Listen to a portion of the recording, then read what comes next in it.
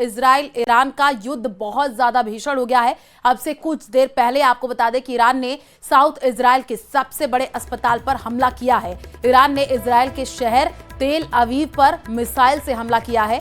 Israel के यरूशलेम पर भी ईरान का हमला हुआ है। तेल अवीव पर हमले में इजराइल के 3 लोगों की मौत हुई है, जबकि 33 लोग हमले में जख्मी हो गए हैं। सबसे बड़ा हमला दक्षिण इजराइल के सबसे बड़े अस्पताल सोरोका अस्पताल पर ईरान ने किया है और इस अस्पताल पर मिसाइल अटैक के बाद अफरा तफरी तस्वीरें सामने आई हैं और ये अब से कुछ देर पहले की तस्वीरें हैं जो कि हम आपको स्क्रीन पर दिखा रहे हैं।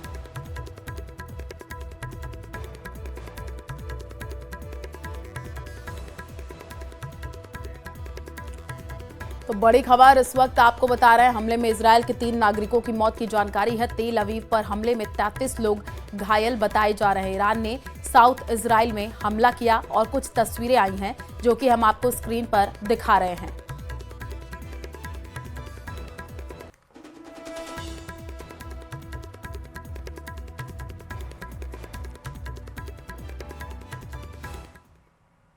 और एक और बड़ी खबर है, इजराइल में युद्ध के बीच एक बड़ा झटका सामने आया है। तेल अवीव में इजरायली स्टॉक एक्सचेंज की इमारत पर हमला किया गया है। शुरुआती रिपोर्ट्स के मुताबिक यह हमला मिसाइल के जरिए किया गया है जिससे इमारत को नुकसान पहुंचा है। यह हमला इजराइल की आर्थिक स्थिरता और सुरक्षा व्यवस्था पर सीधा वार माना जा रहा है। तेल अवीव में इमारत पर हमला, इजरायली स्टॉक एक्सचेंज की इमारत पर यह हमला हुआ है। मिसाइल के जरिए किया गया हमला। तेल अवीव के पास इमारत पर यह हमला, तस्वीरें भी आई हैं। हमले के बाद इमारत को नुकसान पहुंचा है।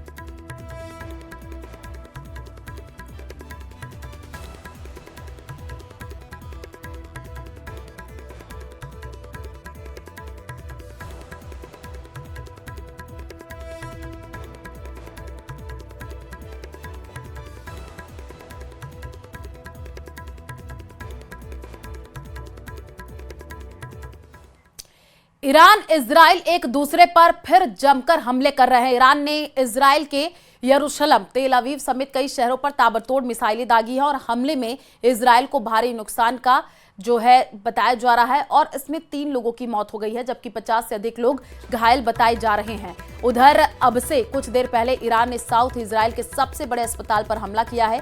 सबसे बड़ा हमला दक्षिण इजराइल के सबसे बड़े अस्पताल सोरोका अस्पताल पर ईरान ने किया है। इस अस्पताल पर मिसाइल अटैक के बाद अफरा तफरी की तस्वीरें सामने आई हैं। इजराइल ने ईरान के न्यूक्लियर ठिकाने पर बड़ी स्ट्राइक की है। ईरान के अरक में इजराइल ने हमला किया है। अरक में ईरान की न्यूक्लियर फैसिलिटी है और इससे पहले खुदाम और अरक इलाके के लोगों के लिए इजराइल ने आदेश जारी किया है। इजराइल ने कहा था खानदोब और अरक में रहने वाले लोग इलाके को खाली करें। ईरान के खुंदाब और अरक इलाके में ईरान की न्यूक्लियर फैसिलिटी है और इजराइल ने अपने आदेश के जरिए ये मैसेज देने की कोशिश की थी कि वो इन 2 इलाकों में अगला अटैक करने वाला है।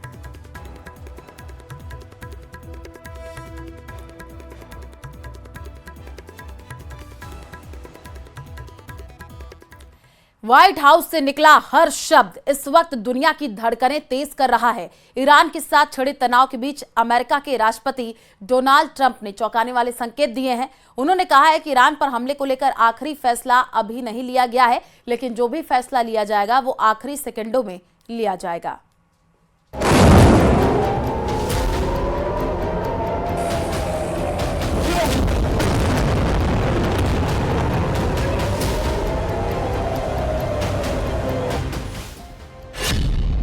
ईरान के खिलाफ अमेरिका की बड़ी प्लानिंग।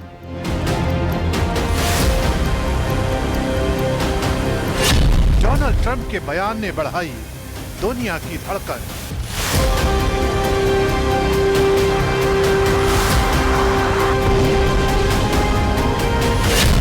तेहरान में कुछ बड़ा होने वाला है।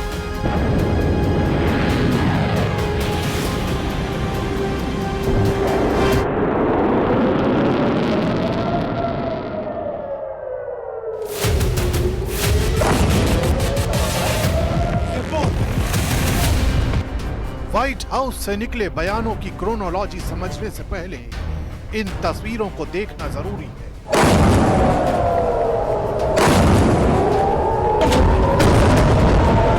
रात के अंधेरे में इजराइल का आसमान ईरान की मिसाइलों से धधक रहा है।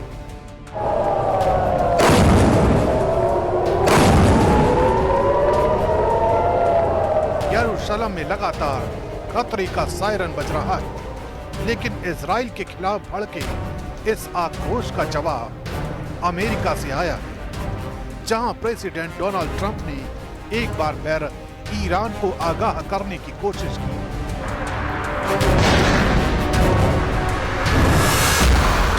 ट्रंप ने साफ कहा है कि अगर ईरान समय रहते समझौता करने पर राजी हो गया होता तो आज हालात कुछ और होते।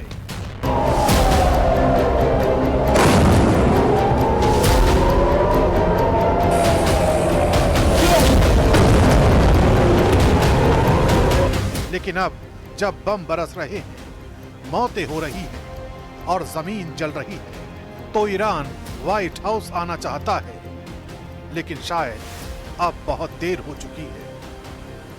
ट्रंप ने दावा किया कि ईरान कुछ ही हफ्तों में न्यूक्लियर बम बना सकता था, और यही कारण है कि अमेरिका की भूमिका अब निर्णायक मोड़ पर है। Plan for everything, but we'll see what happens. We've got a ways to go. They should have made the deal. I had a great deal for them. They should have made that deal. 60 days we talked about it, and in the end they decided not to do it, and now they wish they did it. And they want to meet, but it's it's a little late to meet, but they want to meet. They want to come to the White House. They'll even come to the White House. So we'll see. I may do that. Trump की बातें साफ कर रही हैं कि उनका झुकाव Israel की तरफ बढ़ता जा रहा है, लेकिन उनका यह भी कहना है कि ईरान को लेकर जो भी फैसला अमेरिका लेने जा रहा है उसका पता किसी को नहीं सिवाय उनके, और जो भी फैसला लिया जाएगा वो सेकंड भर पहले लिया जाएगा। I have ideas as to what to do, but I haven't made a final. I like to make the final decision 1 second before it's due, because things change. I mean, especially with war, things change with war. It can go from one extreme to the other. War. Iran को लेकर Trump भले ही पहेलियां बना रहे हो, लेकिन उनके इस बयान से साफ हो रहा है कि अमेरिका के इरादे ईरान को लेकर क्या है। And now it's a harder thing to sign. It's a lot of water over the dam, but it's very. I say it very simply: Iran can't have a nuclear weapon. Too much devastation, and they'd use it. I believe they'd use it. Others won't use it, but I believe they'd use it. So that's it. It's very simple as far as I'm concerned. They can't have a nuclear weapon. एक तरफ America Israel के समर्थन में Iran के खिलाफ खड़ा है, तो दूसरी तरफ व्हाइट हाउस के बाहर विद्रोह की नई लहर उठी है।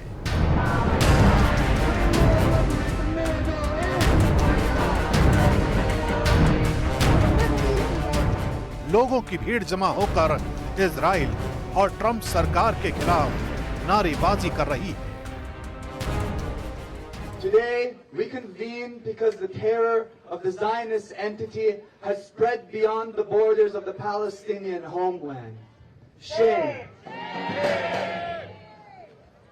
And the Zionist entity has put the people of Iran under its sights to spread its terror beyond the Palestinian homeland once again.